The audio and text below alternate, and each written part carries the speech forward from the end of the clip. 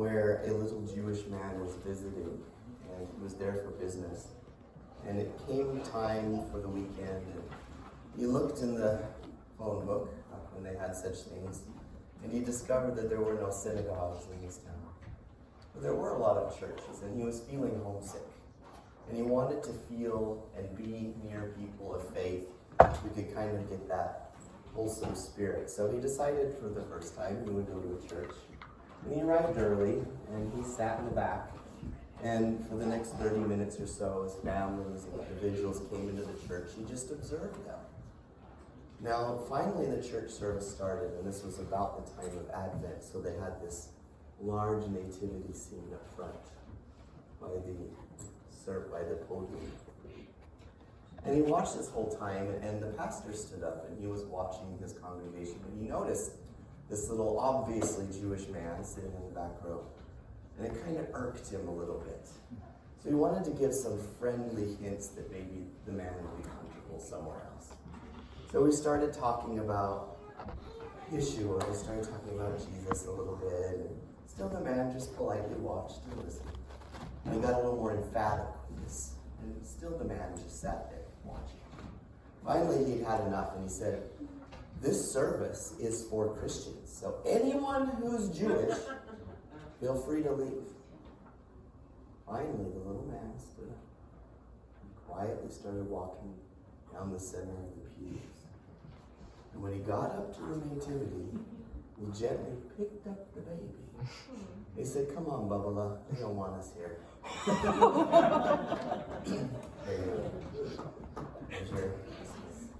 There's your story.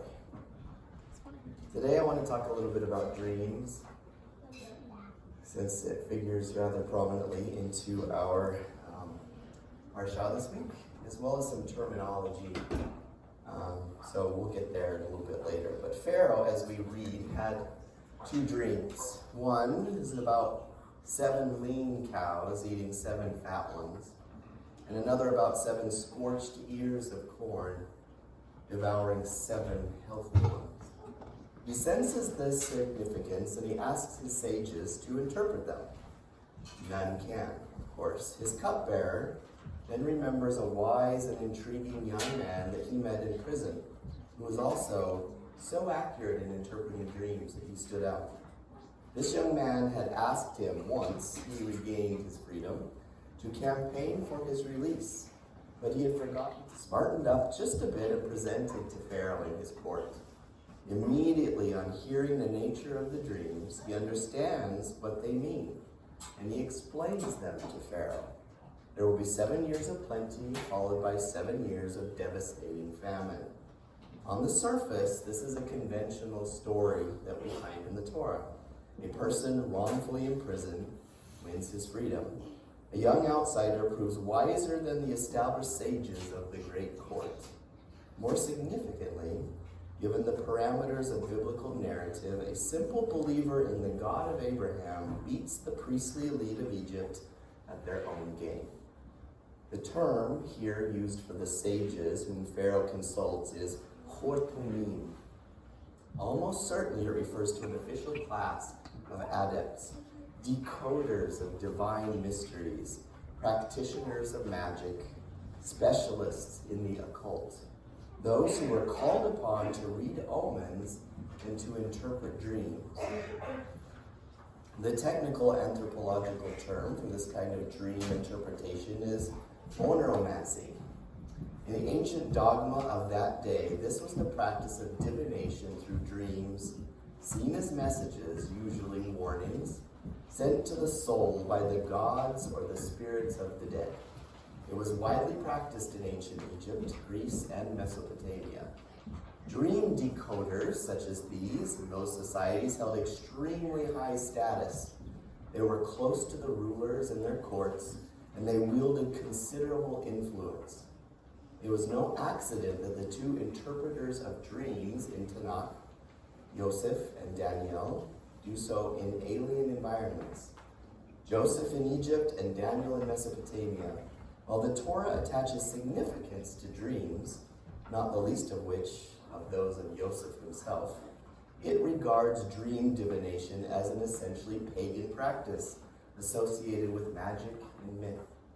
That is why the Torah goes out of its way in the accounts of both Joseph and Daniel to emphasize that they sought their interpretations not from the occult arts, but from the Holy One himself.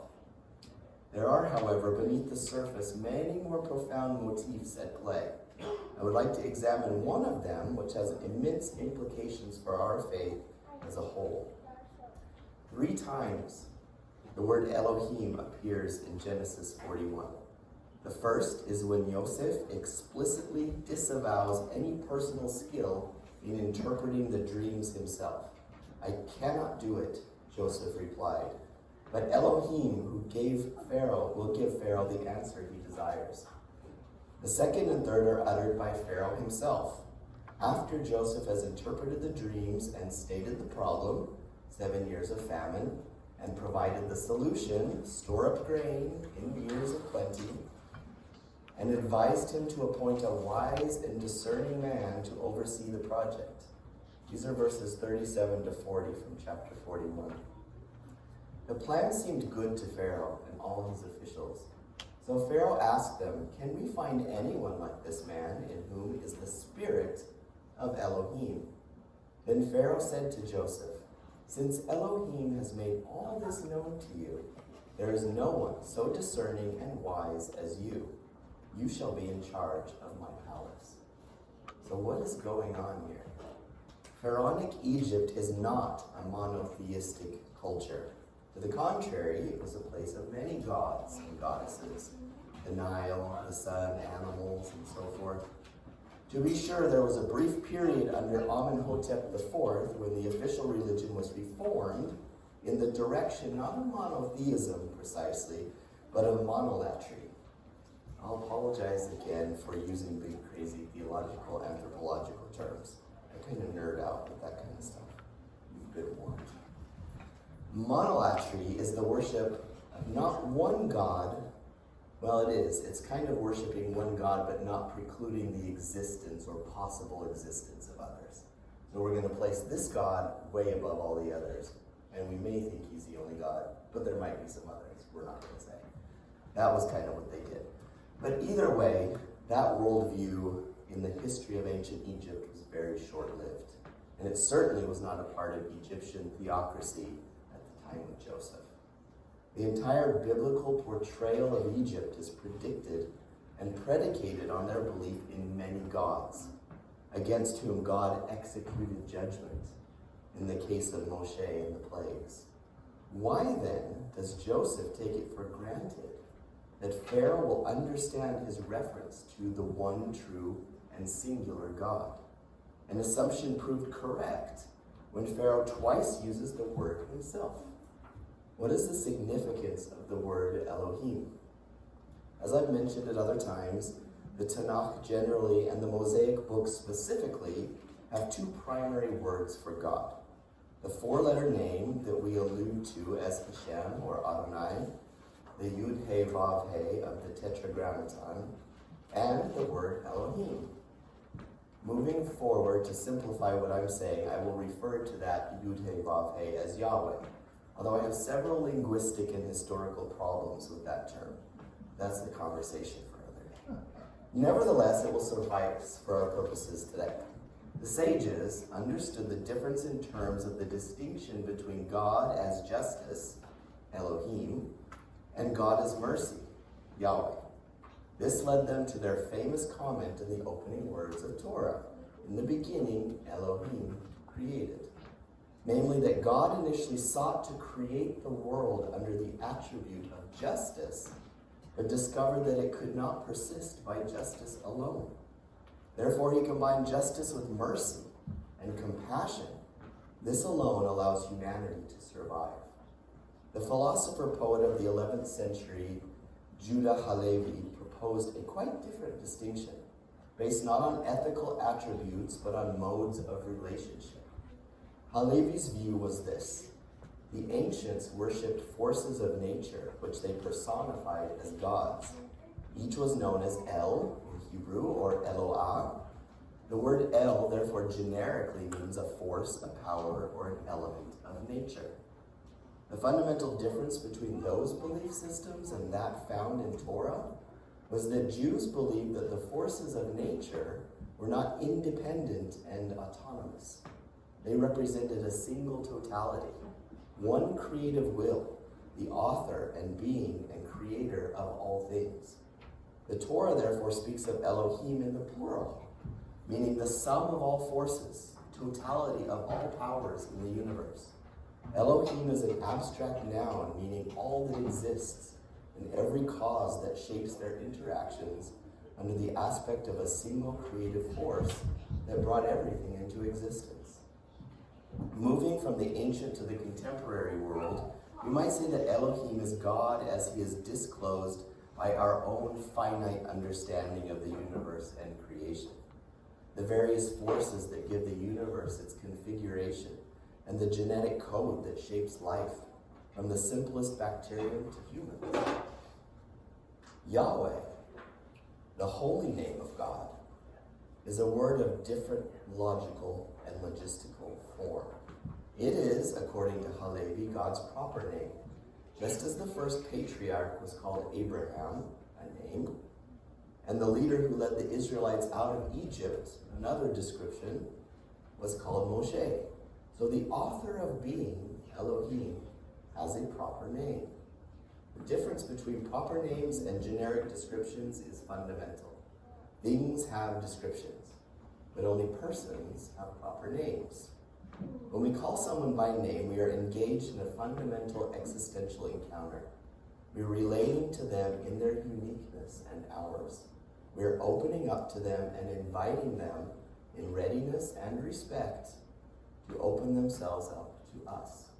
We are regarding them as ends, not means, as centers of value in themselves, not potential tools to the satisfaction of our own desires. The sacred name of God represents a revolution in the religious life of mankind. It means that we can relate to the totality of being, not as does a scientist, seeing it as something to be understood and ultimately controlled, but as does a poet or a disciple, standing before God in reverence and awe, addressing and being addressed by him. Elohim is God as we encounter him everywhere. Yahweh is God as we encounter him in personal relationship. Above all, in that essentially human mode of relationship that we call speech, verbal communication, conversation, dialogue, communion, prayer, and the longing of our soul. Elohim is the aspect of God to be found in creation. Yahweh is the aspect of God disclosed in revelation. One of the most striking features of Judaism is the tension it embodies between the universal and the particular. The Torah begins with characters and events whose significance is that they are universal archetypes. Adam and Eve, Cain and Abel, Noah and the flood, the builders of the tower. Their stories tell us about the human condition. As such, obedience and rebellion, faith and fratricide, hubris and nemesis, technology and violence, the order that God makes and the chaos we create. Not until the 12th chapter of Genesis does the Torah turn to the particular, to one family, that of Abraham and Sarah, and the covenant that God enters into with them and their descendants. The duality and its sequence, from the universal to the particular, is not marginal to our worldview as followers of the Lord God of Israel. One might almost call it, in its basic structure, the depth grammar of the mind of those who call on him. Two examples to illustrate this. The first is Birkat HaMatzon, the grace that we say sometimes after meals that's found in the Siddur. The first paragraph is completely universal. We speak of God who feeds the whole world with grace, who provides food for all creatures, and who feeds and sustains all. The second paragraph is saturated with singularity. It talks of the things that are not specific to the land of Israel, that he has given to his people as a heritage. history of the ancestors, quote, for having brought us out of the land of Egypt and freed us from the house of bondage. The covenant, the Berit, he has sealed in our flesh, and the Torah which you have taught us. These are not universal at all to all creeds and faiths on the earth and systems that exist. They are what make Judaism and those grafted in to the Commonwealth of Israel different. The second example is the blessings we say before the Shema, morning and evening. In both cases, the first blessing is universal. It speaks of nature and the universe, of light and darkness, the cycle of time as it moves from day to night and night to day. There's nothing here specific to Jews or Judaism, Israel and its covenant with God, or followers of Messiah Yeshua. The second paragraph, however, is about the special relationship between God and the people of Israel. In exquisite poetry, it speaks about the love of God for his chosen people and the expression of that love in the Torah that he has given. Here, prayer rises to heights at once poetic and passionate. The duality of this legal theological expression in the form of two covenants, the first with Noah and all humanity after the flood, the second with Abraham and his descendants, given detailed articulation at Mount Sinai and during the wilderness wandering years. On the one hand, there are the Noahide covenants, with its 7 commands: not to murder, to steal, to commit adultery, blaspheme, worship idols, or practice needless cruelty to animals, together with a positive command to establish a system of justice.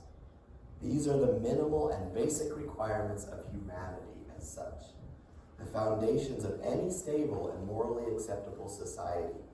On the other hand, is the richly detailed code of 613 commands that form Israel's constitution as a kingdom of priests and a holy nation.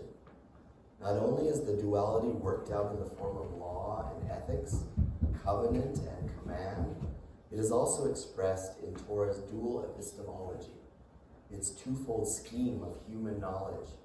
This is given lucid expression in an ancient exposition. If you are told there is wisdom, chokhmah, among the nations, believe it. If you are told there is Torah among the heathens, do not believe it. Torah and chokhmah are both biblical categories. Torah is to be found primarily in the 5 books of Moses. The primary text of chokhmah, of wisdom, is the Mishlei, the book of Proverbs. But it also can be found in Kohelet, in Ecclesiastes, and in Job. The word chokhmah appears 37 times in Proverbs 18, 18 times in Job, and 25 times in Ecclesiastes, and only 35 times in the rest of all the Tanakh put together. The difference between them is this. Chokhmah, wisdom, is the truth that we discover. Torah is the truth that we inherit. Chokhmah is the universal heritage of all mankind by virtue of the fact that we are created in God's likeness and his image. Torah is the specific heritage of Israel. We read this: he has revealed his word to Jacob, his laws and decrees to Israel. Chokhmah discloses God in creation. Torah is the word of God in revelation. Chokhmah is ontological truth, the way things truly are. Torah is covenantal truth, how things ought to be. Chokhmah can be defined as anything that allows us to see the universe as the work of God and humanity in the image of God. Torah is God's covenant with his people, the architecture of holiness, and Israel's written constitution as a nation under the sovereignty of the living God. So there are the universals of our faith: creation, humanity as God's image, the covenant with Noah, and knowledge as chokhmah. There are also its peculiarities: revelation, Israel as God's firstborn child, the covenants with Abraham and the children of Israel at Sinai, the knowledge as Torah. The first represents the face of God that is accessible to all mankind, his creation. The second, that special, intimate, and personal relationship that he has with his people, he holds close. As disclosed in the revelation of Torah and the redemption of mankind through Messiah. The word of the first is Elohim, and the second is Yahweh. We can now understand why it is that Genesis works on the assumption that one aspect of God, Elohim, is intelligible to all human beings, regardless of whether they belong to the family of Abraham or not.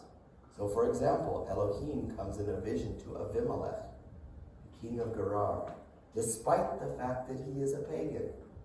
Abraham himself, defending the fact that he has told a half-truth, is calling Sarah his sister, says to Abimelech, I said to myself, there is surely no fear of Elohim in this place, and they will kill me because of my wife.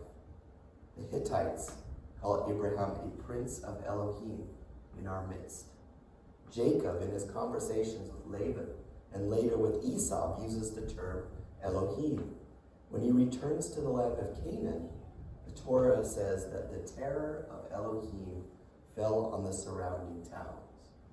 All these cases refer to individuals or groups who are outside of the Abrahamic covenant.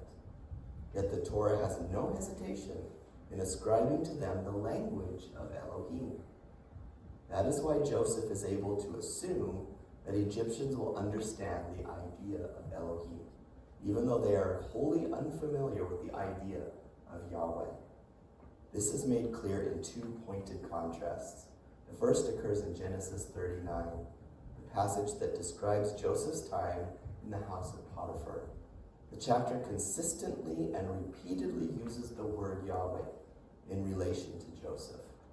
Yahweh was with Joseph. Yahweh gave him success in everything he did. But when Joseph speaks to Potiphar's wife, who is attempting to seduce him, he says this, how then could I do such a wicked thing and sin against Elohim? The second lies in the contrast between Pharaoh, who speaks to Joseph and twice uses the word Elohim, and the Pharaoh of Moshe's day, who says, who is Yahweh, that I should obey him and let Israel go?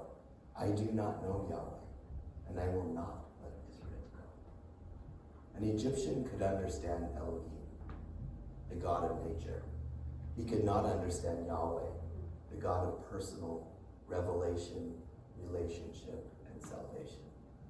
As followers of the God of Israel and Yeshua the Messiah, we believe that God is the God of all humanity. He created everyone. He is accessible to all who call on him. He cares for all. And he has made a covenant, at least of a kind, with every one of his creation. We believe in the whole inerrancy of the scriptures as revealed to Moshe, the prophets, and the apostles. We believe that Yeshua came to call people back to Torah and to the God who revealed it and gave it to his people for an eternal inheritance. It is the blueprint for sanctified living, and it is just as relevant today as it has ever been before. We believe that there is a fundamental and eternal difference between justification or salvation on one hand and sanctification or holiness on the other. The fact that we have been rescued from the condemnation of the sin of the law does in no way abrogate the necessity of our obedience to that law. It only strengthens it. In our salvation, we are free to observe the Torah in the way in which it was intended to be observed, out of a deep and abiding love for the one who created us and the one who sees. Just about there. My voice is going to run out anyway, so it's a good thing I finished. Any thoughts? It's an interesting thing because we say Elohim, but every time the word gods is used anywhere in Torah or the Tanakh, the word is Elohim. When it says the gods of Babylon, Elohim. So it's this rather generic term. for God. There's a much more specific and personal one, which I think is beautiful. God reveals himself in a myriad of